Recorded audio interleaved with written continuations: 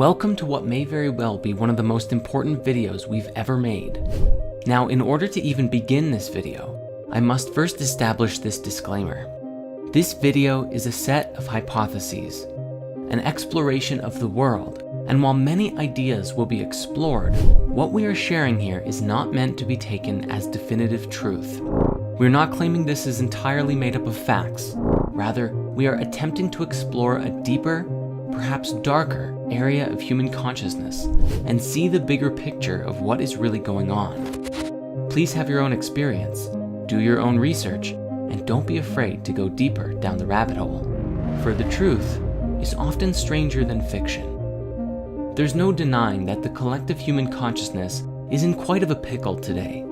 It is chaotic and overtaking itself and all of nature. Because of the internet, we have nearly real-time access to information, and yet most people are only seeing a particular slice of the story. For example, the algorithms behind what you find when you use Google, Facebook, YouTube, and almost every other social network are designed to show you what you're already looking for, or what the computer code thinks you want to see based on other people's behavior. Unless you're actively searching for new information, to find something different, or follow someone who is creating content that is going down rabbit holes and sharing what they find, what you get is generally what you're already accustomed to seeing. You only see what you want to see. Further, due to the controversial nature of many ideas, especially those labeled as conspiracy theories, many ideas are not explored by the masses, because when they hear about it, they see that these ideas are ridiculed and they write them off as nonsense or dangerous extremism. Following the herd mentality makes it easier to dismiss exploring new ideas, so people can easily go along with their lives. This is critical because the ability to change one's belief changes your experience of life, and most people are happy just letting things be as they are. A minority of people are compelled to seek higher truth at all cost, and certainly most of us know that sometimes it can be very hard to empathize with those who choose comfort over following their passions. As the saying goes, you can take a horse to water, but you can't make it drink, and trying to convince others to think differently only leads to distress on everyone's part. As many ancient texts will suggest, this is not how true wisdom is passed on. This creates a sort of self-created deception and distraction from the bigger picture, which is rarely explored. If you're already familiar with spirit science, we've talked before about how everything is connected. This was even a fundamental part of my own awakening, where I had a transcendent experience that all things were one, unified and stemming from and linking to a singular greater whole. Yet today, and the struggle of human consciousness, is that most people are not seeing it, simply not looking, or not even wanting to look. In modern science today, there are many scientists searching for an all-pervading theory of everything, something that unifies quantum mechanics and the theories of relativity. And so today, we respectfully present to you the conspiracy theory of everything. I invite you to watch this with the intention of self-reflection, for as is the nature of consciousness itself, pointing the finger and blaming others only creates more of the same cycle that we've been trapped in. Liberating ourselves from the illusion is the only way to really break free of the shackles that bind us to our lower state of being.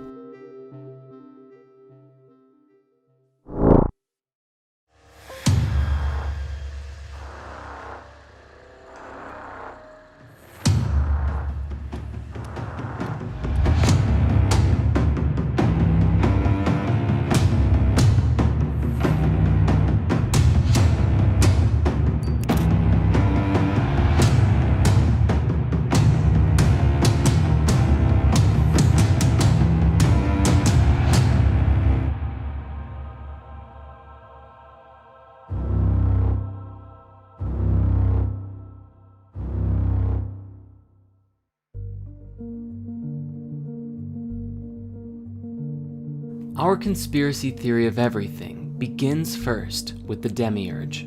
The Demiurge is an ancient Greek and Gnostic concept describing a consciousness that is considered to essentially be the creator of the physical universe, but not the supreme creative force behind all things.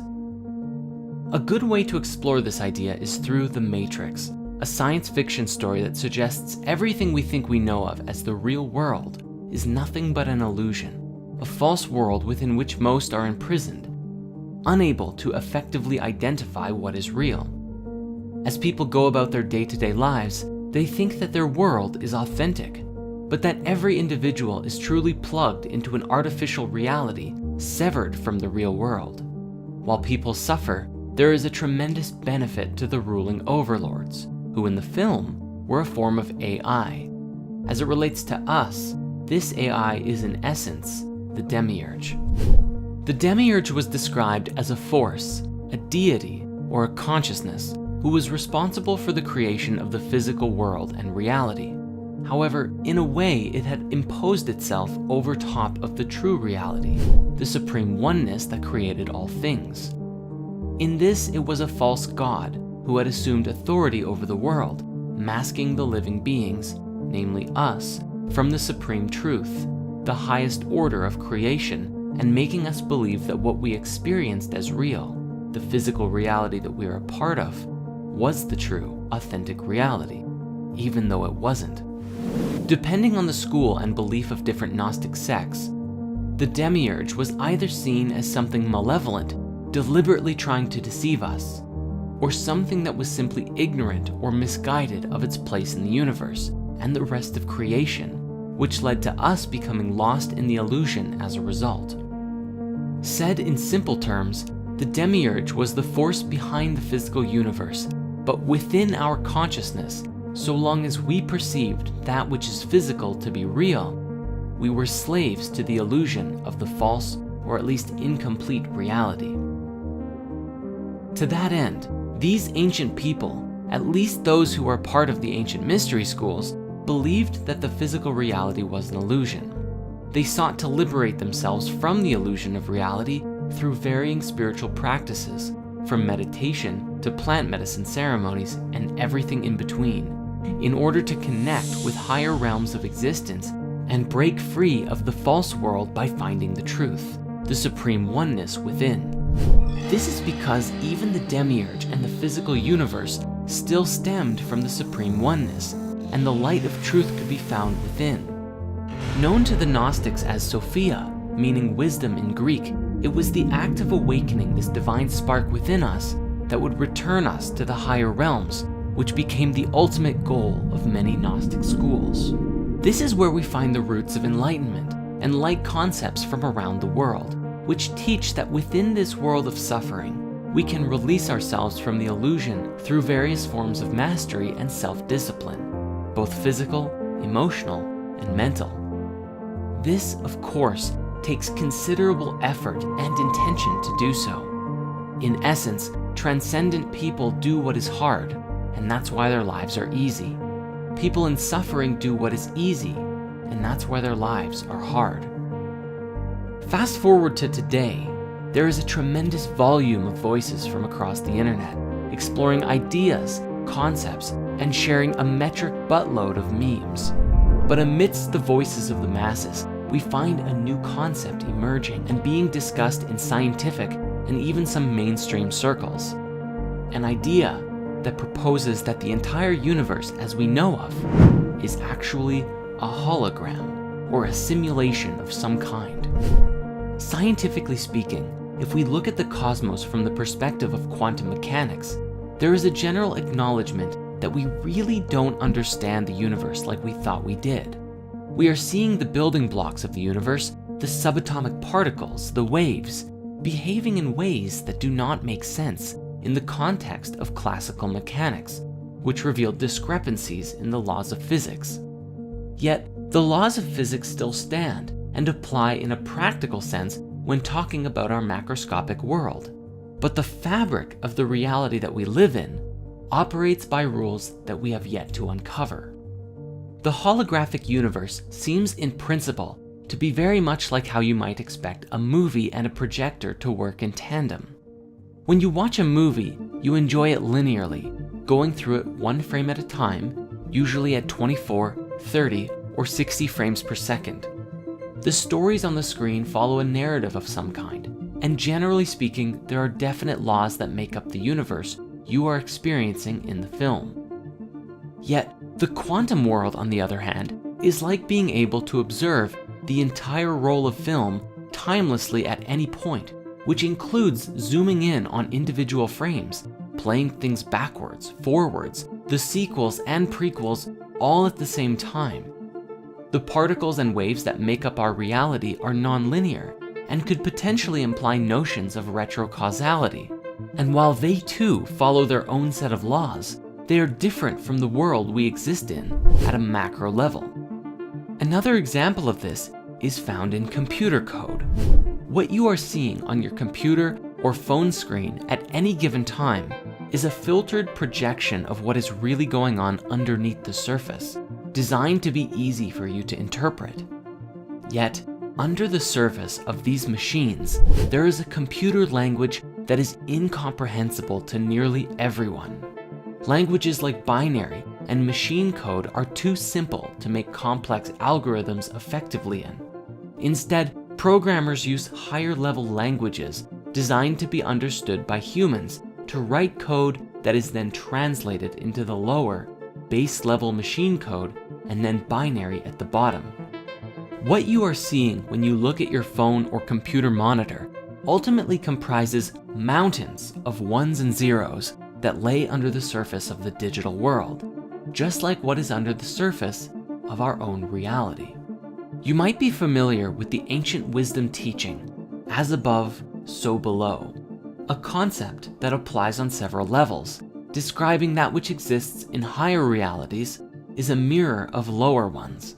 So as with machine code and binary, ultimately all of that computational code is equal to and actively creates the digital experience on your devices, but they are two entirely different paradigms. This is the great challenge of modern science today, unifying quantum mechanics and general relativity, because we are unable to comprehend yet how the physical world and tangible substance, continuity, gravity, life, time, and consciousness emerge from this flux field of quantum information, which appears to operate by an entirely different set of laws related to statistics and probability.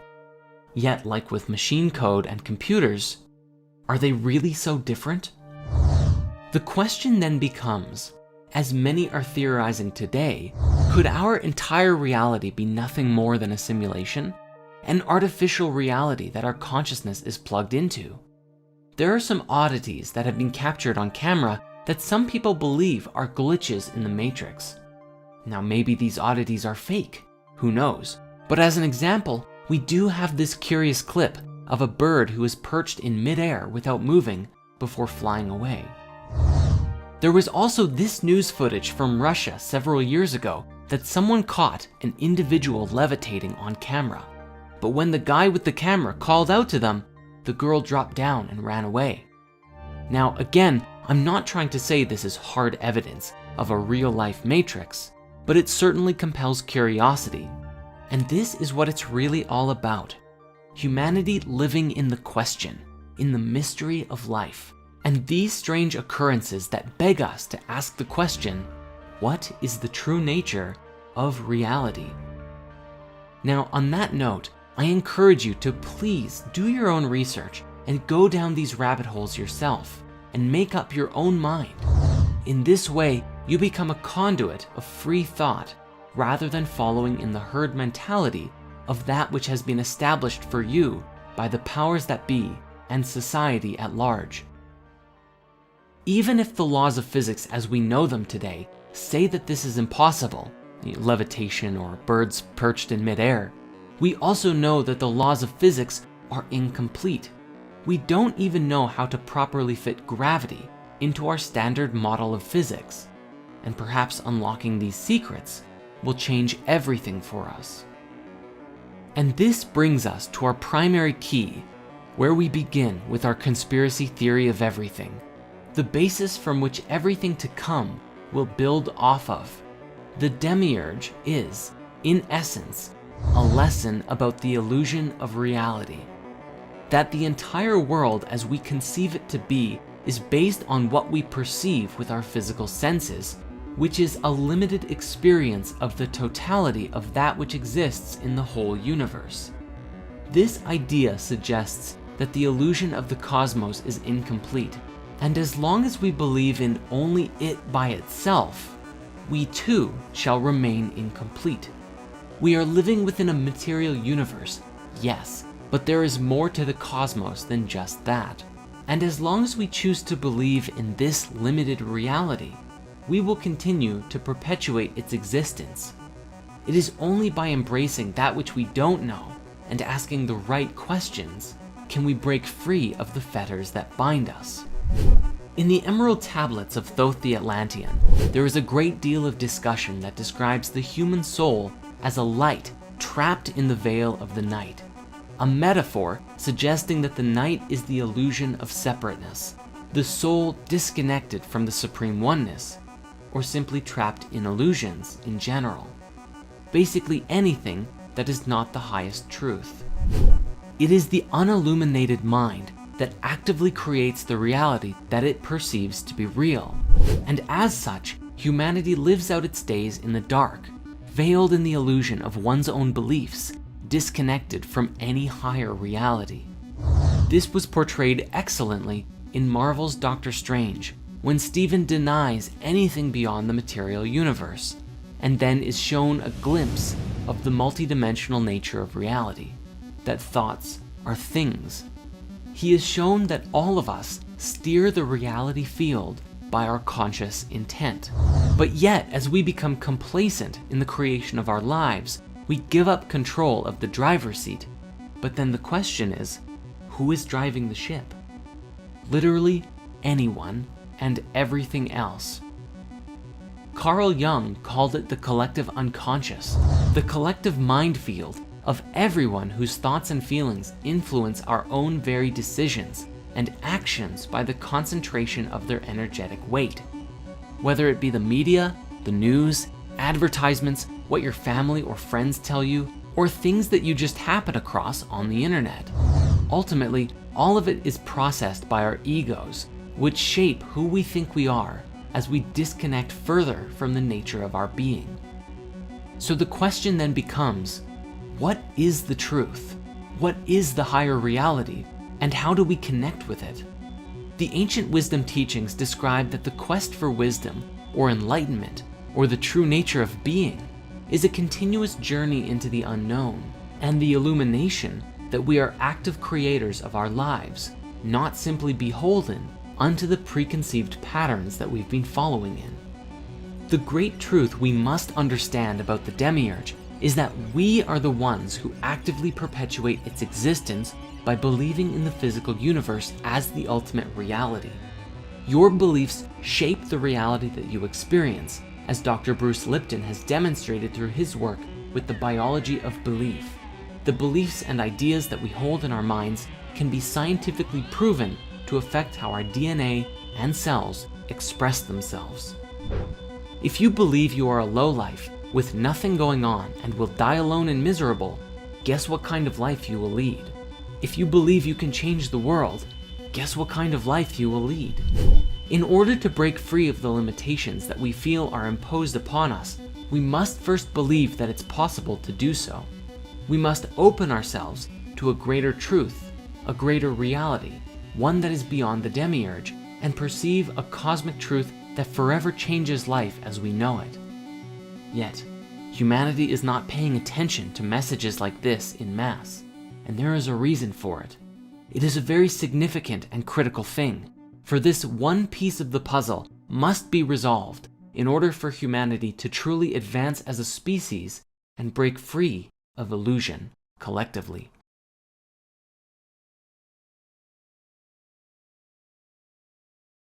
But with that, the mysteries of who is behind all of this aside, how exactly do the world elite control human consciousness? Due to the sheer volume of control mechanisms, here we're going to provide a lighter overview, and you are encouraged to explore these as you see fit. Fear and scarcity. At the highest level of control, fear is one of the most easiest methods to control the population in mass. This is a two-way street that binds the influence from the elite and us together, for we actively perpetuate the problem when we live from fear and scarcity, spreading it around to each other like a nasty virus. Fear can be used to corral people in all manner of directions, to take actions that are not in their best interest, or to give up their power and control to others. Our food. For the most part, all of the food that we're eating today is toxic, designed to subdue our creative energy, making us easily addicted to things that are unhealthy for us. Whether it's processed foods, rich with salt, sugar, and fat, or even our produce, which has been chemically engineered or sprayed with pesticides and herbicides. We can see this with Monsanto, who have actually patented seed and GMO production, disallowed the ancient practice of saving seeds, and ultimately controlled the food supply, but have masked it as providing the world food. We recently published a movie called Healing Your Body with Food, Spiritscience 33, which reveals the truth about food and where it comes from today. So we won't get super deep into it here because there is a lot to cover. But if you want to go deeper into this, please watch that movie after this one is done. Ultimately though, the bottom line here appears to be that we are what we eat, and most of us eat far too much, and in that consume too many harmful substances. Fluoride in the water. Some have said that fluoride is the metaphorical tears of the New World Order, and that it's their most widely used weapon against us.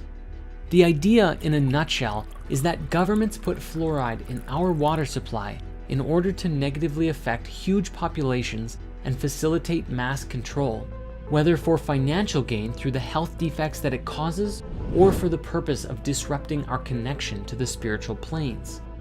Any quick search of a fluoride conspiracy brings up notions that it calcifies the pineal gland, the organ in our brain that is often linked to consciousness and the third eye. The idea of the pineal gland being linked with consciousness originally came from the French philosopher Descartes, who argued that the interaction between non-local consciousness and the physical world occurred inside of it. If you dig into why water fluoridation began, you find a convoluted, suspicious mess, mostly centering around the aluminum production company Alcoa, who supposedly had a lot of toxic waste to spare that took the form of fluoride as a byproduct of aluminum production. After a single biochemist who was sponsored by them showed in a lab that fluoride affects cavities in rats in 1939, so the story goes, the first public proposal that the US should fluoridate its water supplies were made, not by a doctor, but by an industry scientist. Nowadays, our water is fluoridated in over 24 countries, mostly in the Western world. According to chemist and researcher Charles E. Perkins, who wrote the book The Truth About Water Fluoridation, repeated doses of infinitesimal amounts of fluoride will in time reduce an individual's ability to resist domination by slowly poisoning a certain area of the brain, thus making them submissive to the will of those who wish to govern them. While there are unsupported theories that the Nazis used the chemical in concentration camps or the USSR in their gulags, the threat of fluoride isn't just a theory. The work of Jennifer Luke in the 90s showed that by old age, the pineal gland contains the same amount of fluoride as teeth, having been calcified as we age. Further, a huge review on fluoride toxicity published by the National Research Council in 2006 reported a range of negative side effects from fluoride, including decreased melatonin production and other effects on normal pineal function, which in turn could contribute to a variety of bad effects in humans. In fact, studies from Harvard and China's Shanghai Health Institute may even have linked fluoride to reduced IQ in children, and even suggest that it could be toxic to a developing brain. As well as being linked to certain types of cancer, it's also been shown to destroy the male reproductive system in rabbits. The bottom line is, the benefit to risk ratio on water fluoridation is unclear due to a lack of good evidence, with most people not even knowing that they're drinking it. If the conspiracy theories are to be believed, professors doing this research have been met with numerous attempts to discredit them. Stephen Peckham, director of the Centre for Health Services at the University of Kent and professor at the London School of Hygiene and Tropical Medicine at the University of Toronto, has had his research of water fluoridation rejected from dental health journals. He's even spoken out about being accused of statistics hacking and for research that made the link between fluoride and hypothyroidism. It seems as though someone does not want this info getting out. Entertainment and subliminal messaging. The entertainment industry has been a source of conspiracies for a long time, with often disturbing subliminal messages in children's entertainment, such as references to suicide and sex found in everything from Disney movies to SpongeBob. But it often goes deeper and darker. The entertainment industry, especially Disney, has seen several instances of hiring young children, making them into massive celebrities, making a fortune off of them, and driving them insane. This has also happened with the K-pop industry, with their so-called slave contracts that force the young singers into decades of servitude, having them work endless hour days and running them to the point of exhaustion. There are actually many instances of these young singers collapsing on stage due to exhaustion. This also links back to the conversation of pedophilia networks, for many celebrities have now spoken out about how bad Hollywood really is for pedophilia, including people like Brad Pitt, Elijah Wood, Evan Rachel Wood, and Corey Feldman. The news. The news often perpetuates a story that things are bad and getting worse. There is a consistent theme from the news of toxicity, and as people watch this in mass, we come to believe it, and thus perpetuate it. The people running the news command more attention by spreading this kind of information because bad news gets more attention than positive stories, and therefore, we continue to create this reality. When you are constantly looking at the world in a negative light, you are not looking at your own light. In fact, you don't even know that there is light within you. There is only darkness, shadows, and frightening imagery. And so what happens? But humanity falls further and further into a world of self-created delusion. It's also worth mentioning that even the local news is ultimately both written for and controlled by a unified source, regardless of the network. Just watch this clip and you'll see how bad it really is. Our country. The sharing of biased and false news has become all too common on social media. The sharing of biased and false news has become all too common on social media. More alarming, some media outlets publish simply aren't true without checking facts first. Unfortunately, some members of the media use their platforms to push their own personal bias and agenda to control exactly what people think, and this is extremely dangerous to our democracy. Mass surveillance. The Medal of Honor for revealing this really goes to Edward Snowden, the whistleblower who brought to the collective attention how the Secret Service of the US and UK governments had the ability to spy on literally everyone, tracking metadata, watching everywhere that you go, and what you're up to. The first program to be revealed was PRISM, which allows for court-approved direct access to Americans' Google and Yahoo accounts and everything in them. Then came Tempora, a British Black Ops surveillance program run by the NSA's British partner, GCHQ. This includes stuff like call databases, numbers, text messages, and even a secret court order requiring Verizon to hand the NSA millions of Americans' phone records daily. One of Snowden's most frightening statements came in 2013, when he explained that by using the X-Keyscore program, I, sitting at my desk, could wiretap anyone, from you or your accountant, to a federal judge or even the president, if I had a personal email. The NSA's top secret black budget, obtained by Snowden, exposed the successes and failures of over 16 spy agencies comprising the US intelligence community, and revealed that the NSA was paying US private tech companies for clandestine access to their communications networks. All in all, it was revealed that the NSA was harvesting millions of emails and instant messaging contact lists, searching email content, tracking and mapping the location of cell phones, undermining attempts at encryption via Bull Run, and that the agency was using cookies to piggyback on the same tools used by internet advertisers to pinpoint targets for government hacking and to bolster surveillance. And yet, after all of this info being dropped, it has mysteriously disappeared from mainstream discussion. Our belief systems. We do it to ourselves. At some level, we have to take responsibility for ourselves. As easy as it may be to point the finger at the ruling elite, and there's no question, justice must be served, we must also recognize ourselves as a part of the problem through our own beliefs, herd mentality, and lack of mindfulness and unwillingness to strive for wisdom. If we wish to truly be a part of the solution, I know you've heard this before, but it's more serious than ever. Be the change you wish to see in the world. As Bruce Lipton has demonstrated with his groundbreaking work in epigenetics, our very beliefs affect our biological systems in deep and very impactful ways. If we can believe we can live a happy life, then we can. And if we believe that it's impossible, then we actually shut off ourselves and our bodies from receiving and experiencing satisfaction.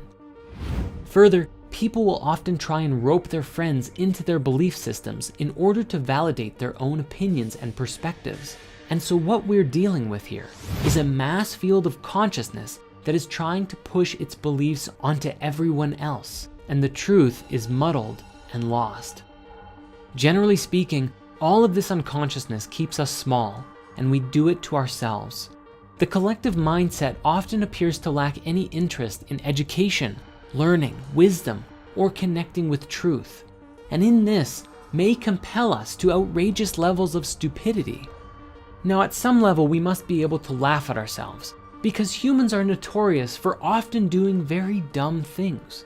And in today's day and age, these things are often captured on camera and shared for all to see, which fills up Reddit and YouTube channels to no end.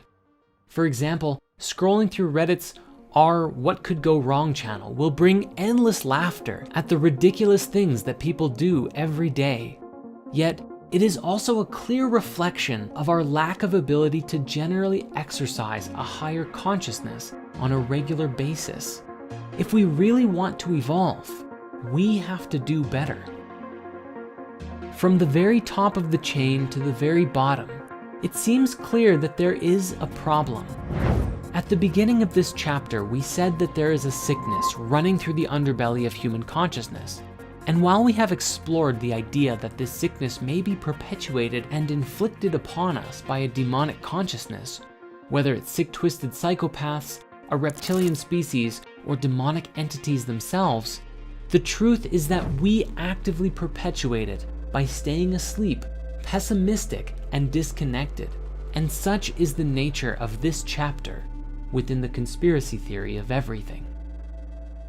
Upon exploring the spiritual path, we can see that we remain complacent due to the disconnection of our souls. For when we live just from the ego, we live as self-centered, materialistic, pleasure-seeking beings who do not actively perceive or care for the search for anything greater. The soul is the voice of truth, love, and compassion within you, the most authentic and highest version of you. It is the eye of awareness within your heart that connects you to everything, that sees and knows that all things are connected. However, in mass, there are so many who are disconnected from the soul and don't even believe that it exists. Thus, ideas like this are often ridiculed and demeaned by the masses, which further perpetuates the soulless body of human consciousness running rampant. A body of ego. Obviously, this makes it very easy for the elite to control the collective mind using all of the ways that we've explored, because we are not operating from a state of higher collective consciousness. Rather, we are operating as if we are chickens with our heads cut off. Yet, if even but a glimpse of the soul can be seen, which often happens through lucid dreams, near-death experiences, psychedelic experiences, or other personal transformational revelations, an individual is usually changed forever. It is very difficult to go back to the way things were, when you suddenly see and experience within that you are a part of something so much greater than yourself, and that your own thoughts, feelings, and actions have a direct impact on the world around you. How could you go back to being ignorant of this once you know a higher truth? We must be mindful that solving this problem must be taken from both ends of the spectrum. Those who are perpetuating the crimes against humanity, the mass manipulation, the pedophiles, the rapists, the murderers, all of them must be brought to justice. However, if we think this will solve all of our problems, we are sorely mistaken. For if we remain asleep and complacent, we remove one leader and a new one just takes its place, and the cycle continues forever. Thus, the other half of the equation is that we must also take it upon ourselves, each of us, to evolve our way of thinking, to heal the connection with our soul, and to be examples of what it means to be virtuous, soulful, and compassionate. But again, this is only still just the beginning, for our journey of waking up also stands in alignment with the evolution of technology and the introduction of new tech that will forever shape the future as we know it.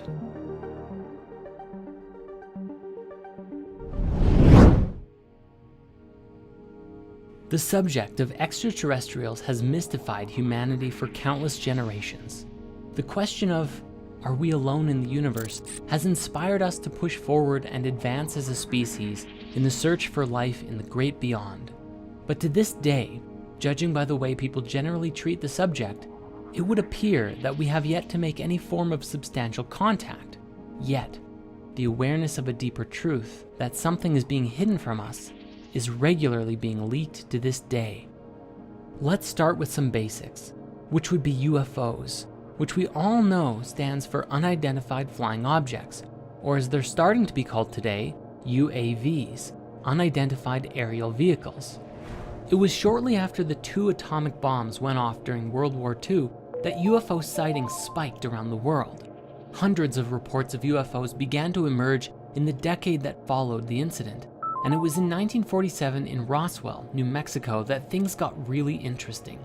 Reports of a UFO crash landing in the shape of a flying disc inspired tremendous interest in possible alien activity as the US military quickly quarantined and cleaned up the site, claiming it was simply a weather balloon. This was really the beginning, and today, thanks to modern technology, especially cell phones, we have access to thousands, if not tens of thousands, of seemingly unexplainable UFO sightings from around the world. My own personal favorite is the Dome of the Rock incident from 2011, where several independent people caught footage of a bright, glowing, and oscillating orb that descended over the Dome of the Rock in Jerusalem. After hovering over the sacred temple for several moments, it shot upwards with tremendous speed, disappearing into the sky.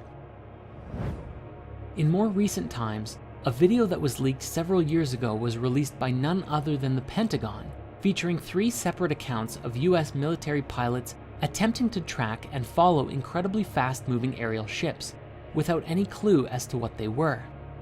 Along with curious phenomena like these, we also have a long list of ex-military officials who have either claimed to have seen or even had some level of interaction with these crafts, identifying that not only are they real, but they have no idea what they are. One particular interesting subject in this discussion is the work of Robert Dean, a retired command sergeant major who, after that job, became a ufologist and had been very public about his experiences with UFOs and ETs up until his passing away in 2018. At one point, he gave a presentation, the full thing of which you can find available on YouTube, accounting many of the things that he saw in the military and NASA. The most interesting of which being the story of what happened during the real moon landing. Now, many people today believe that the moon landing itself is a conspiracy, that it was faked because of certain things that stand out about the moon landing that don't make sense, such as why the crosshairs of a camera are appearing behind a particular object on the screen, or the strange objects in the reflection of the astronaut's visor. But what Robert Dean has described was that there was actually a real moon landing, but what happened was that upon arriving at the moon, what the astronauts found was that it was populated. There were, according to him, little alien people walking all over the place, ships flying through the, well, I'd call it air, but I guess they don't have oxygen up there, do they? This was such a shock to the astronauts that after their visit, they returned back with 40 rolls of film of what they saw, and NASA supposedly destroyed it. The thinking seems to be that the revelation of this truth was so out there that NASA buried the truth because of what would happen to the world if this was to get out. Now, I'm not saying that I'm in support of hiding the truth, but at the same time, think of how many religious beliefs would be shattered from this truth. How much chaos would be caused if all of a sudden, our entire global paradigm was to change in an instant. Again, I'm not saying that they're destroying the footage, if it did happen, was a good thing, but at the very least, trying to see things from every perspective. Specifically, there was an ex-CIA operative who spoke with AJ Plus at one point, and she described that the single most important thing that she learned from her time as basically a spy was that everyone believes they are the good guy. So even if this event did happen, whoever it is at NASA who controlled all of the information probably did it believing they were doing the right thing. We will return to Robert Dean at another point soon because he shared something else that was very interesting. However, first we have to discuss this. You may be familiar with a man named Bob Lazar, one of, if not the first, to come forward with inside leaks about the secret government UFO programs. He claimed to have been hired in the late 1980s to reverse engineer purported extraterrestrial technology at what he described was a secret site called S4, a site similar to and rather close to Area 51. He described that he had access to a recovered UFO ship and for several years was attempting to discover the secrets of how it worked. Lazar claimed that the propulsion of the studied vehicle was fueled by the chemical element with the atomic number 115, known today as moscovium, or E-115, which at the time was named unumpentium, since it hadn't been created yet. However, it was first synthesized in 2003 by a joint team of Russian and American scientists for real. He said that the propulsion system relied on a stable isotope of E-115, which supposedly generated a gravity wave after being excited by livermorium, element 116, during proton bombardment. He argued that the decay products brought about by the reaction between the two elements would include gravitons, a hypothetical quantum particle that is thought to be responsible for gravity. In his new Netflix documentary, he used the analogy that the craft is kind of like a bowling ball. If you were to put a ball onto a piece of fabric or your bed sheet and then proceeded to push down on the areas around it, the bowling ball would fall forward into the bends and gaps that you create around it. In this way, the craft would kind of just fall through space by distorting space-time around it, like in a continuous rolling motion. This is what allowed the vehicle to fly and to evade visual detection by bending light around it. He said it levitated silently, and when it was activated, he was unable to even put his hand on it because the force would repel his hand away like a strong gravitational field. According to intel that he received while at S4, the ship, which was one of 9 that the military had access to, was originally from the twin binary star system called Zeta Reticuli and had belonged to the Greys, which are the most common visual of aliens that we generally see today when you think of what an alien might look like. We even have an emoji for it. He also explained that the way that the military worked was so secretive that they wouldn't even let the various divisions studying the craft to communicate with each other, so progress on reverse engineering the technology was very slow.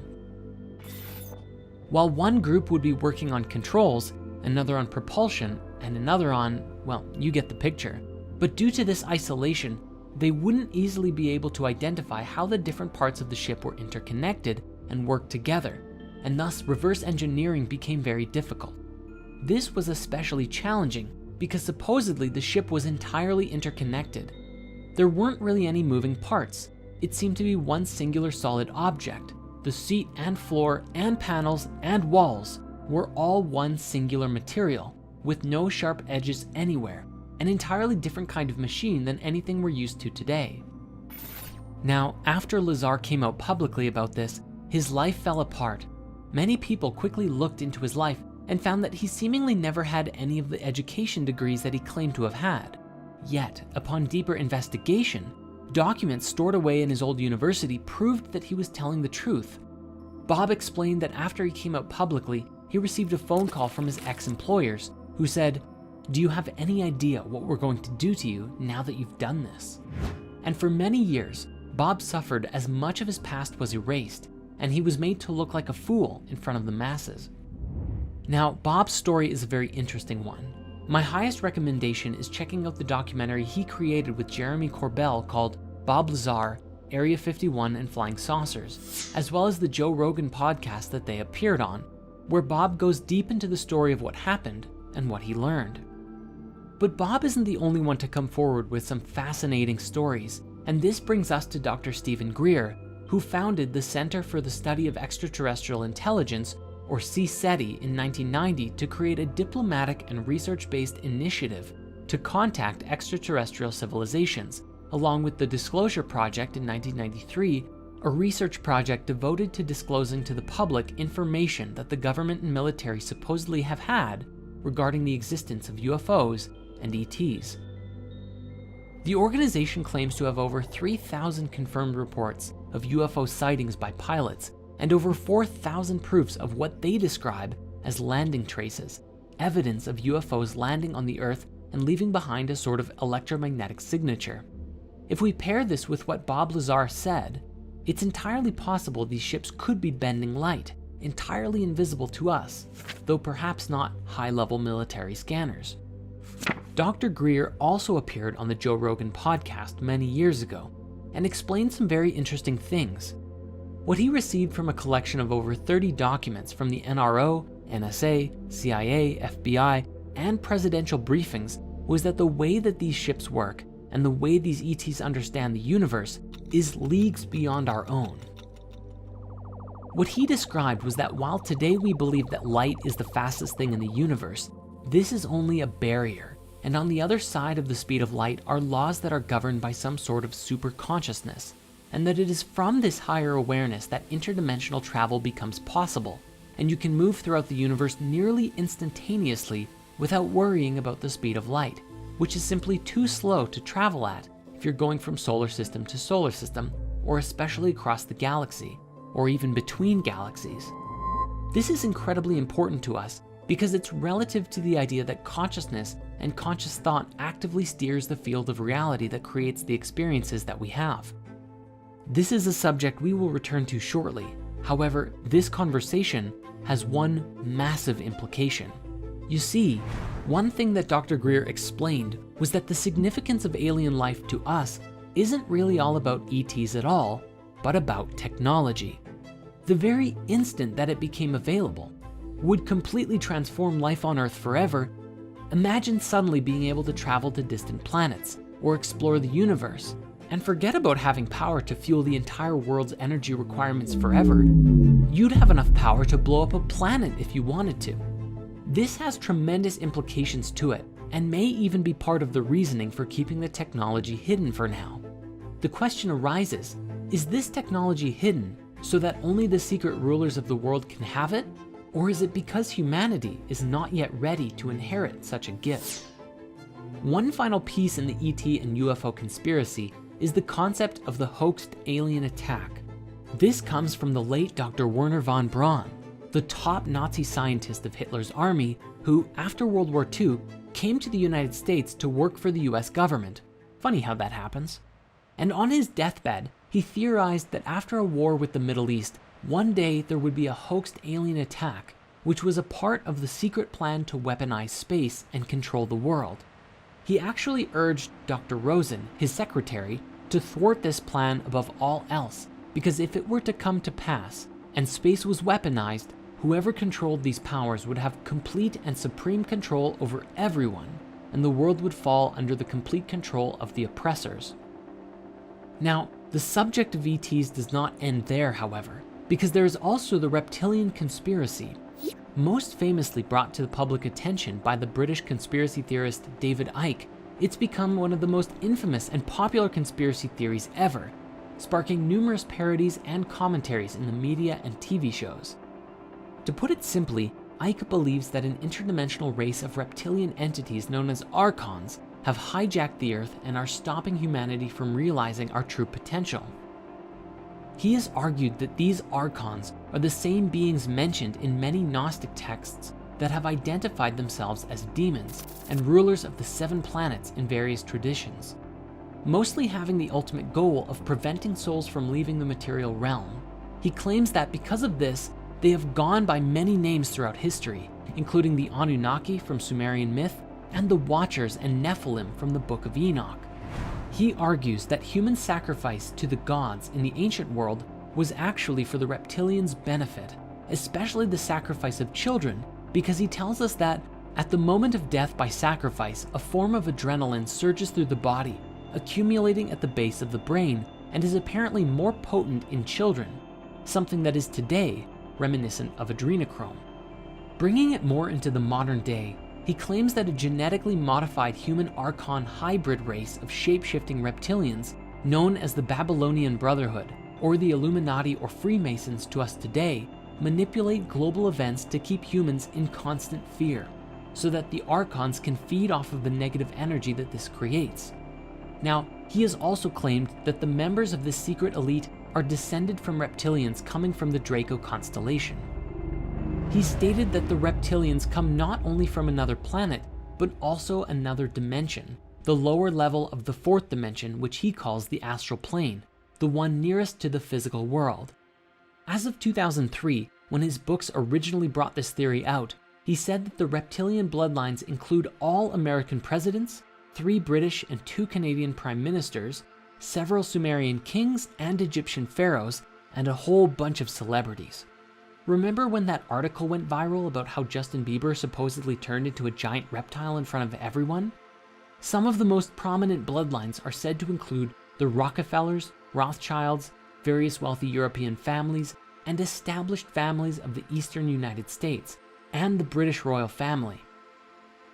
In fact, he said in numerous interviews that he saw former British Prime Minister Ted Heath's eyes turn entirely jet black while the 2 men waited for a Sky News interview in 1989. Ultimately, the global elite make up the top of the pyramid for the reptilians in modern day, all with the intention to keep us sedated and trapped in this reality without gaining a higher knowledge. At the top of the global elite are what Ike has referred to as the prison wardens, who oversee us in what is, to them, just a prison world.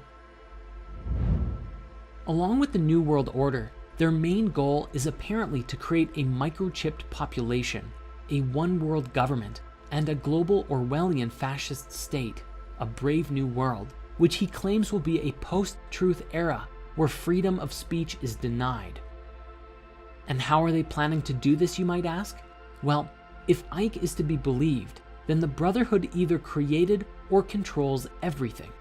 Things like the United Nations, the International Monetary Fund, Round Table, the Council on Foreign Relations, Chatham House, the Club of Rome, the Royal Institute of International Affairs, the Trilateral Commission, and the Bilderberg Group, as well as the media, military, CIA, MI6, Mossad, scientific publications, most religious doctrine, and even the internet. In other words, they control every aspect of our society and can make us believe what they want, when they want.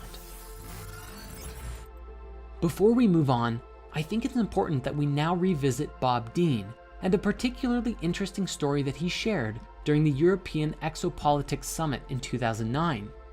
He described that he was attending his son's retirement ceremony from the US Navy in Washington, D.C., and at this event, there were a great deal of active and retired generals, admirals, captains, and more. One particular retired Navy scientist approached him and said, "Hey, I know you. You're that retired command sergeant major who has opened up about the UFOs. I have a story for you, that my last government job was as a plasma fusion physicist at a top secret place outside of Las Vegas, and I was working there for 5 years with 2 guys who were not from here. They were from somewhere else, delightful people supporting us in figuring out plasma fusion, which equates to infinite energy forever." The man said, "After a few years of working with these guys, I approached one of them and asked, okay, what do you really think of us, humans, as a species? And the alien said, well, since you've asked, we think you are a primitive, savage, and dangerous race. The other alien who was listening in then leaned in and said, and you also smell bad. And he explained that it's not really about our bodies, although yes, we have polluted our bodies and the earth to a wild extent, but that we also have a psychic odor about us. Our thoughts and feelings are so negative that other higher species find it terribly offensive. While this story is actually kind of funny, it's also something that we should take very seriously. According to the reports and expressions from many whistleblowers, the other species who are interacting with us are actually mostly benevolent, and if we can really listen to what they have to say and do some meaningful self-reflection, it may just help us to clear out our own negativity, release ourselves from any reptilian or other controlling influences, and put us into a position to meet some really cool otherworldly species.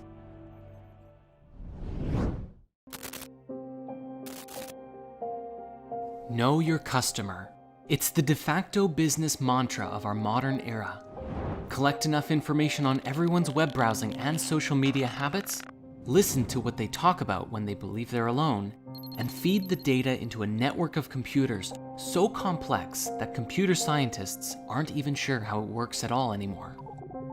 This complex neural network of computers, data, and programs are then linked to nearly all of us through the apps and web services that we use on a daily basis, spitting out products, content, and suggestions catered to individual desires better than anything that has ever been done before, keeping the masses glued and engaged on their phones, tablets, and desktops like nobody's business, and have been specifically designed to manipulate our thoughts and feelings in order to keep us using the apps longer, get our friends and family engaging, and spend more money in the process.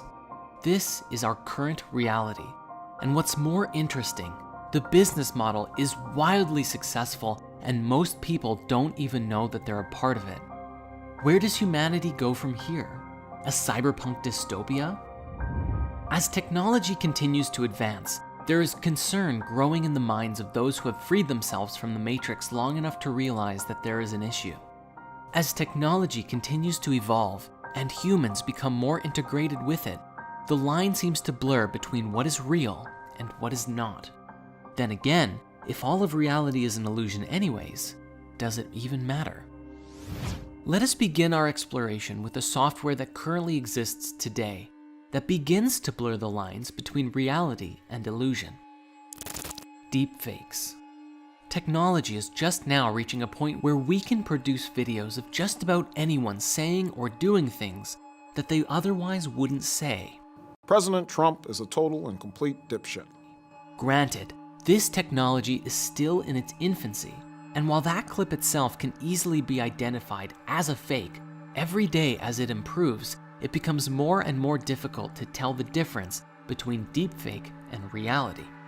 Even today, it's being used in nefarious ways, including making porn videos of celebrities by taking their faces and applying them to other bodies. As time goes on, we may exist in a world where across the internet could exist countless videos of famous people, celebrities, politicians, all saying things that they would never otherwise say. And what happens when it gets so good that nobody can tell the difference? The real and fake versions arguing over which one is authentic. But of course, this is only the beginning of our technological conspiracies and how we slowly lose touch with our world as we enter into new ones. One of the biggest growing concerns in the world is the belief that the powers that be are attempting to control everyone through advanced microchip technology. For while each of our mobile devices already track and monitor us, the microchips could be used to monitor and potentially even manipulate thoughts and emotions on a mass level, just like Facebook and Google are already doing today. The powers that be wouldn't just be watching you on the outside, they'd be able to monitor everything inside, everything about you, down to what you think about. This technology, combined with an AI that can associate complex combinations of states within your physiology, predicting future behaviors and affecting our perception and decision-making processes, a very scary and possible reality becomes available to us, one where we integrate with technology. As we know, this is already happening on some level right now, with the algorithms actively recording everything you search and serving it back to you on a silver platter. This, however, would be a far more invasive integration, and what's even crazier to consider is that people would do it voluntarily. You see, very few people are going to just allow this technology to be embedded in their bodies just so that the government can monitor them. Rather, just like with cell phones today, the microchip will be a no-brainer for people who are willing to receive the benefits of this tech. And the exchange? Intimate access to your personal information. Everything you see, think, feel, touch, taste, and so on. But what kind of benefits would there be? Well, at the earliest level, which Elon Musk has already announced with Neuralink, is that by connecting a very few tiny wires directly into your brain, they could theoretically overwrite neural patterns of depression, anxiety, and even help heal spinal problems, among other things. But in the grand scheme of things, and with a great deal of innovation, where this technology seems to go is into the realm of having a sort of telepathic link to the internet. When you have a question, instead of pulling out your phone and searching for the answers on the internet, you can access all of the information instantaneously about anything that you want. For others with the implant, you may find yourself connecting to others in a pseudo-telepathic kind of way, where your thoughts and feelings could be personally shared with others in real time, communicating beyond words, but with a language of images, pictures, and even sharing experiences. This would allow you to connect with others both mentally and empathically as well, which could bring people closer together. This would fundamentally change the education system too, for who needs school when you have instant access to every bit of information known to mankind right there in your mind? This chip could theoretically support you in downloading information thousands, if not millions of times faster than reading or watching documentaries. Much like Neo in the Matrix, downloading a lifetime worth of fighting techniques and becoming a kung fu master in a single day, this level of integration could be possible with this kind of technology. Imagine if you wanted to become an amazing artist or learn everything there is to learn about programming, quantum mechanics, or even becoming a professional accountant or lawyer. So why not just spend an afternoon or evening downloading and installing courses directly into your mind? You could theoretically condense 6 years of intense university studies into a weekend and have the exact same level of knowledge, or even greater knowledge, compared to someone who took the time to learn it the old-fashioned way. And as more and more people integrate with technology, it may even lead to a collective hive mind, where everyone's own brains become processors for a collective consciousness shared amongst all integrated people. On the one hand, it's very much like the Borg from Star Trek, but on the other hand, it seems to relate with many ancient writings, such as the Hermetic texts, as well as ideas that people like Stephen Greer have put forward. The idea that there is only one consciousness, and while all of our bodies appear separate and perceive disconnection from one another, ultimately, we're all sharing the same consciousness within the source field. The advent of this kind of technology would have earth-shattering implications for all of us, and life would never be the same. A sense of personal boundaries and privacy disappears as we become more open and interconnected in mind and body. But again, as wonderful as some of these ideas sound, the conspiracy remains. Who programmed the AI that links into our minds? And much like Facebook and Google operating today, would this mental tech dissolve our personalities, losing our individuality and making us more like robots? When all of us are connected in this kind of way, the lines of reality blur further, and we are called to ask, who are we, really? Yet the microchip technology is really only the beginning for how we might connect through tech, because where things could go are directly into the realms of something straight out of a sci-fi movie. Let us start with some rather inconspicuous innovations that could change the landscape of the world in a massive way. Perhaps one day, let's say scientists and engineers complete a prototype for an artificial eye for blind people. One simple surgery, and it's a miracle. People who have been blind their whole lives suddenly have the gift of sight. But it won't stop there though.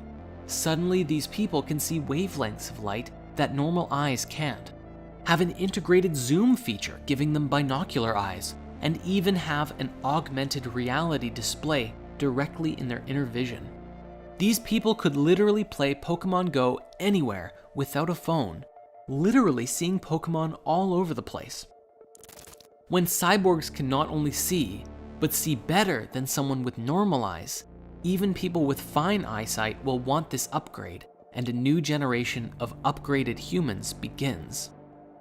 Even on a less invasive level, we have the ideas like the digital contact lens depicted in the new Brave New World series, which is a contact that hooks into receptors in the back of your eye, giving you a direct mental and visual link to everyone else in society.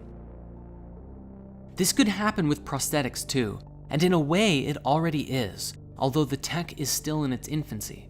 If someone loses or breaks their legs or arms in a terrible accident, they can one day get bionic limbs that are more powerful and capable than any normal body part, giving them super strength or super speed, at least up to the limits of what the rest of the biological body can handle.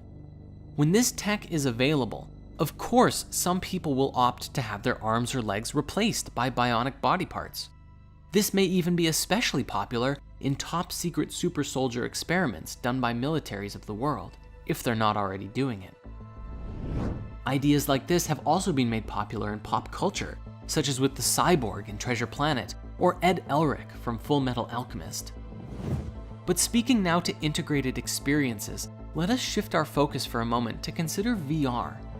It's not impossible to think that something like the Oasis from Ready Player One could be right around our doorstep, a massive multiplayer online universe that puts you into the experience through VR technology. This could, and likely would, lead to a form of mass exodus from real life, as people begin shifting their lives into this digital realm. Why go to work in an office when you can work from any conceivable place in the universe? And then instead of spending time with friends at the bar after work, why not go hunting dragons together? Instead of playing racing games on your iPad, why not go and actually experience a race yourself? Completely immersive, yet safe from the comfort of your home. With all of the suffering in the world and the fantastic possibilities offered by VR, some people might seek out a life spent mostly or even totally in-game. And while everyone is inside of the game, what would happen to the real world? If we are not careful, we may end up with a reality like Ready Player One, with massive slums taking over as people spend less and less time in the physical dimension. Why bother fixing the real world when the in-game world is always perfect, beautiful, or at least exactly as it's designed to be? But even this is not the end, and the lines around what is real begins to blur until you can't even see the line anymore. One day, it may even become possible to transport your entire consciousness into a game. This concept was demonstrated powerfully by a show called Sword Art Online, in which a VR headset allowed individuals to leave their body behind as they enter into an entirely virtual reality. Your body is unconscious, you're not even aware of it, and you experience reality as if you are physically running around in Azeroth or Minecraft, Hyrule, or literally anywhere that you want, as anyone that you want. Recently, this idea was also portrayed in an episode of Black Mirror, with a next-level VR headset that is just a little disc that you put on the side of your head, and it transports your consciousness into a video game. As you enter into a world where you can literally do anything, like fly, use magic, go on epic quests, or even just spend an entire summer fishing by a beautiful lake in paradise, the question becomes, why spend any time in the physical world at all? Do you want to have a super powerful body? Or a super sexy one? How do you want your face to look? You can customize it to your liking freely. Since this technology would connect directly to your brain, it could even stimulate sensations like getting drunk, taking psychedelics, or rewiring your thinking patterns to be however you want. If the only concern of having to unplug is eating and going to the bathroom, then undoubtedly someone will create a technology that makes it so that that isn't even an issue, and you will truly never have to leave. One might also wonder exactly what would happen to your physical body if you were to rewire your consciousness and brain inside of the game world. Would it change your body appearance at all? A mass exodus from the physical world would create tremendous changes within humanity, as part of the human race strives to live in this new world, and another part rebels against it, or simply cannot afford to play the game. Further, once brain integration happens and mass data is collected on people's reactions to certain stimuli or events, the artificial intelligence could skillfully filter and alter your perception in reality, or completely guide your experience in VR so that you rarely, if ever, have a desire to stop using it. All this technology, especially putting your consciousness into a game, will at some point give the game creators an awareness of everything about you, your thoughts, your feelings, your choices, and it would allow anyone with the know-how to monitor you on a very intimate level. And yet, most people will probably skip past the 50 to 100 pages of terms of service and press accept anyways, because the ability to shoot fireballs and fly is waiting for them on the other side of the sign-up page. And seeing the pinnacle of all of this together, as humanity grows and becomes more advanced and can even create an entirely robot body, if we can transfer our consciousness, our thoughts and memories into a machine, then we could exist with a robot body just like Ultron himself. When that day comes, we will be forced to ask, what constitutes a human being? Now, to some people, this already sounds amazing and can't wait for the future. However, the conspiratorial aspect of this comes in the form of a question. As we step into the next 100 years of change and beyond, who is really running the show? The foundation of the internet as we know it is rooted in algorithms beyond anyone's understanding, designed almost entirely for the purpose of profit and marketing. Who controls these algorithms? Who dictates what we see? Currently, our attention is essentially open to the highest bidder. But is it possible that the AI itself could take us all over? And if we are integrated into this collective mind, is it possible for someone to simply decide what we think and feel? Even when the internet was in its infant stages, people were fantasizing about free and open access to information revolutionizing the world. And while that tech did become available, social media has also come to the forefront and allowed some of our worst primal instincts like tribalism and manipulation to resurface with greater strength than ever before. To go deeper into this, we must acknowledge that we're all responsible for our own behavior. But as far as social media is concerned, how we use this technology is also beholden to those who created it. In a recent Netflix documentary called The Social Dilemma, several ex-employees of many social media tech giants like Google, Facebook, Instagram, and more sat down to reveal what they had inadvertently created with this pioneering technology: a monster. They explained that they have created a world in which billions of lives are affected by the decisions of a small number of programmers, a social reality in which, through the way that the apps and software work, it facilitates very small and subtle changes in the way that people think and feel. It's so subtle that you don't even know it's happening, but the result is that most of us end up living inside of a delusional bubble, seeing only the content that we're already exposed to seeing.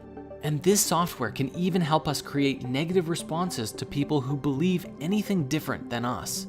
The technologies, they explained, are designed specifically to get as much engagement out of you as possible, to get you spending more and more time and then more money just by browsing these social media sites. Really take a moment to think about that.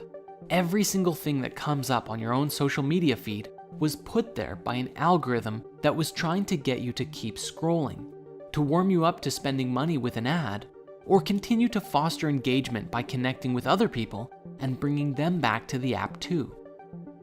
A supposedly leaked document from a marketing presentation for video games showed dozens of pages, plans, and methods to use AI and data collection on the target gamer to determine when they were more likely to buy in-game items, and aggressively market to them by displaying offers at those times. Audio captured by the devices revealed to the AI the gender and mood of the player, and found that Wi-Fi signals could reveal their location, such as if the player is in the car or in their bedroom laying down.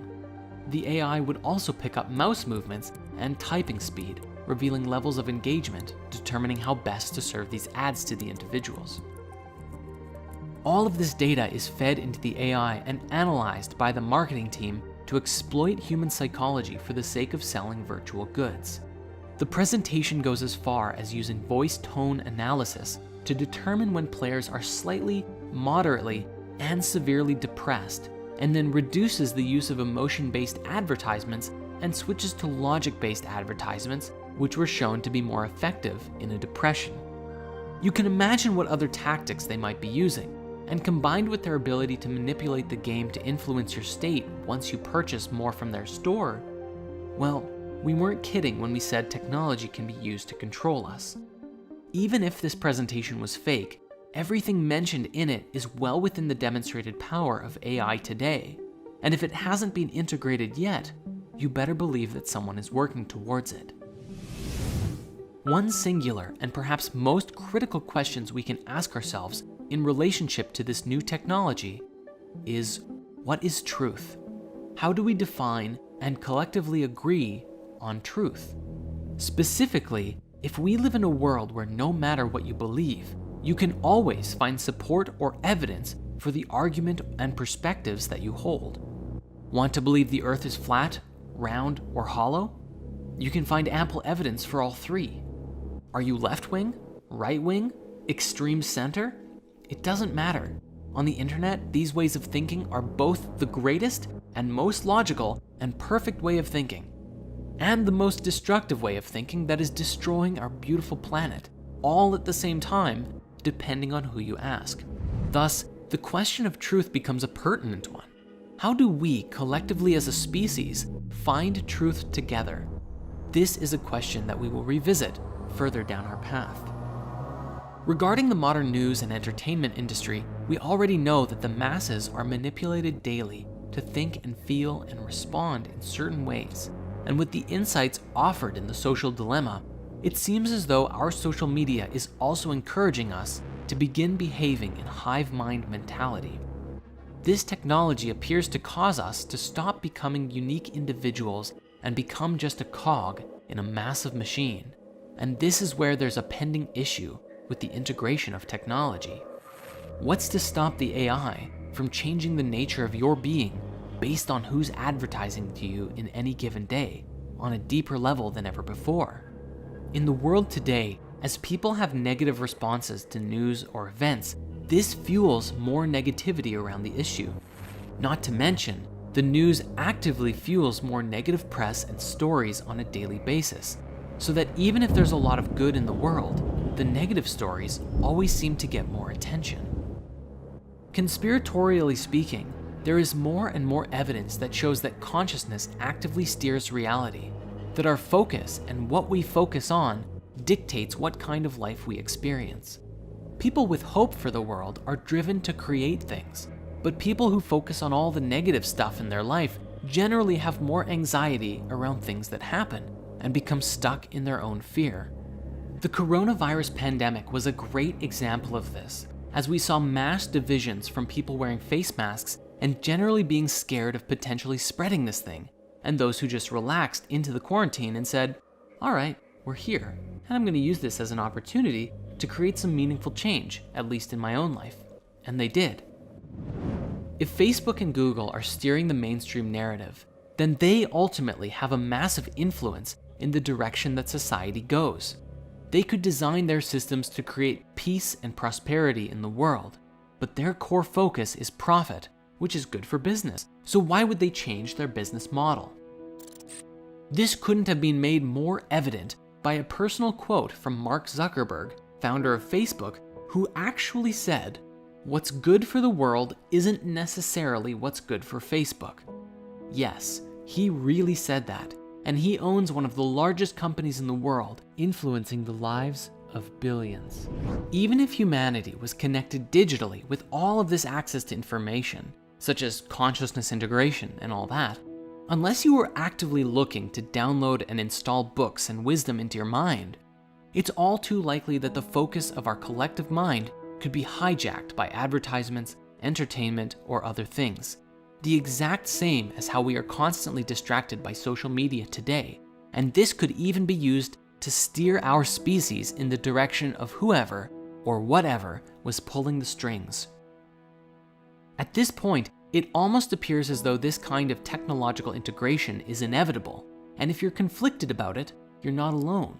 On the one hand, the ability to read every book you ever wanted to in days, or learn more about yourself and the universe in such a short time, or master Kung Fu, is very appealing.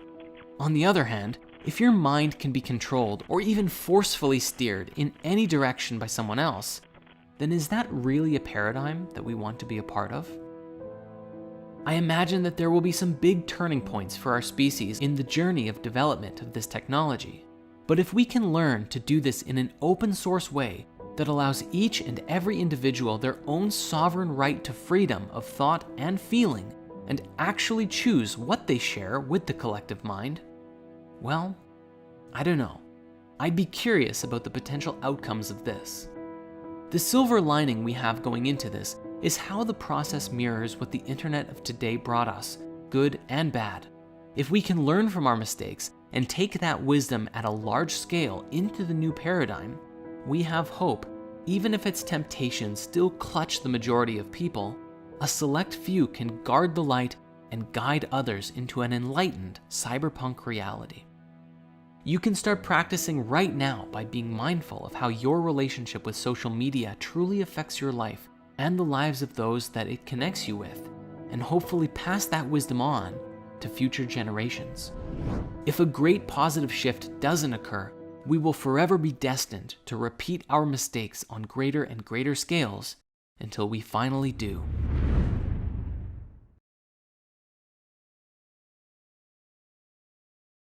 As we've seen so far, humanity is undergoing an exponential increase in veils being lifted, and we are seeing life being stirred up and changed like never before. One analogy we might use here is as if humanity has been in the dark for so long, isolated by socioeconomic and cultural divides, and yet with modern technology, it would seem as though the lights are collectively turning on. But now, there is so much light all at once that it is blinding, and despite our access to so much information today, we are still just as blind as we ever were.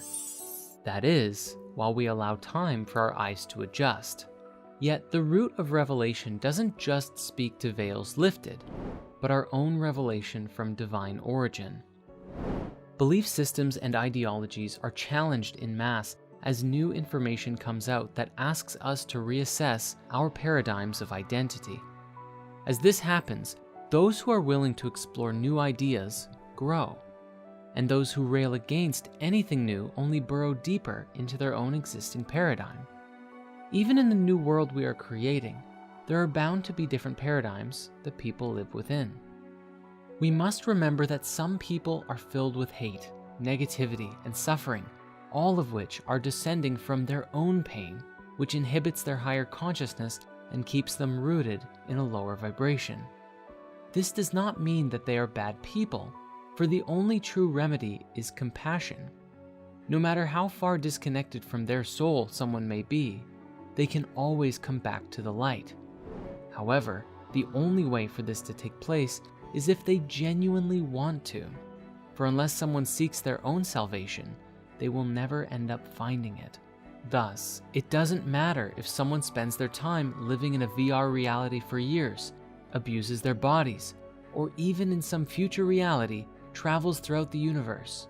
All paths through life can be taken, but only one path leads to the liberation of the soul. This is the path within.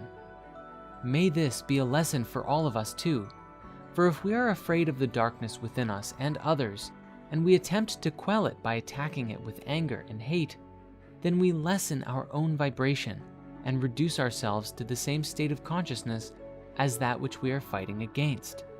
Evil begets evil, and in the words of a wise Jedi Master, fear leads to anger, anger leads to hate, and hate leads to suffering. Hence, the true solution to the salvation of humanity, or the reconnection of our souls as we discussed so long ago, is through genuine and authentic compassion. By elevating our own consciousness to such a degree that our light radiates to those around us, and we become instruments of sacred transformative change by the goodness that we embody.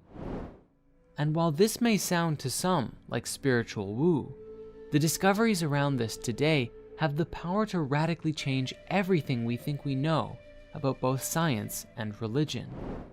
These discoveries speak to a deeper, basic, and more intrinsic understanding about the nature of who we are and our place in the cosmos, as well as the abilities that we have and may inherit.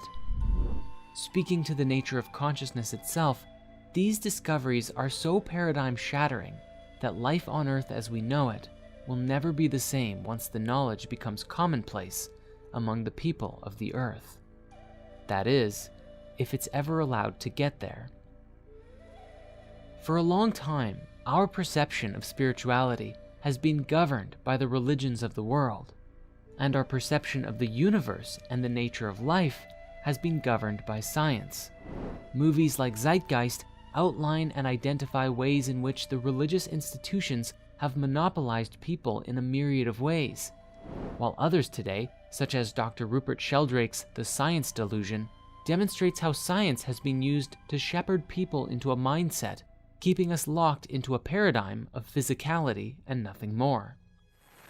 Further, these two voices of science and religion have been at odds for a very long time, sharply criticizing one another, or otherwise outright refusing to acknowledge each different perspective, or their many merits and wisdoms that they bring forth. Despite this, today new revelations about the nature of consciousness stand to shatter the illusion of separateness, destroy the dogma we've clung to for so long, and give us a foundational blueprint to create a new world for ourselves. Truly, it's how we can create heaven on earth. All that's required is our complete participation. One example of this is found in the work of Dr. Bruce Lipton with The Biology of Belief, which explains with profound scientific logic that our beliefs and self-identity are a product of our environment, and that as we think it, so shall we become. His work describes that if we spend our lives believing that my family had a hereditary disease, so I'll get it too, you are consciously and subconsciously programming your body with signals that will facilitate you creating that outcome. And of course, this belief and others can come from our parents and family or the environments that we expose ourselves to. When we look at all of our childhood programming together, we find today a mashup of countless different media programs and entertainment, news stories, passed down rhetoric and ideas that we received from friends and others around us.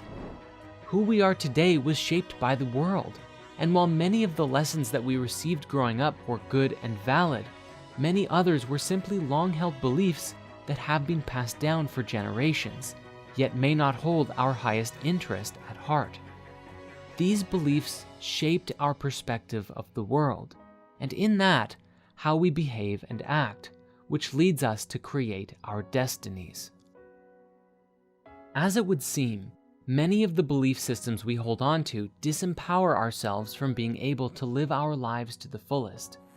Further, many of the largest industries today are built upon previous paradigms, and so their continued growth means the limiting of this new understanding. For example, we return here to the pharmaceutical industry. If you help someone cure their depression, it's very difficult to justify charging them thousands of dollars a year for a prescription. It is far easier and much more lucrative that their depression or illness will be with them for a very long time. We must understand that the environment has played a very significant role in the creation of our collective reality. even from the moment that we were conceived, and all of the experience that we've had since birth. And while birth defects do exist, Bruce's research says that 95% of people have perfectly fine DNA and can change how their genes are expressing themselves if they will it so. For some, this may be easier than it is for others, but it's very empowering research nonetheless. If we can change the signals our bodies are receiving, the thoughts and feelings we tell ourselves and receive from others, the places we live, the music we listen to, the food that we eat, the entertainment we watch, all of these aspects will play a role in reshaping our lives by influencing us from surface to very deep levels. As Bruce's work suggests, it doesn't matter what ails you. If you can address the root cause and provide yourself with a stimulus of a higher vibration, there is nothing that you cannot heal.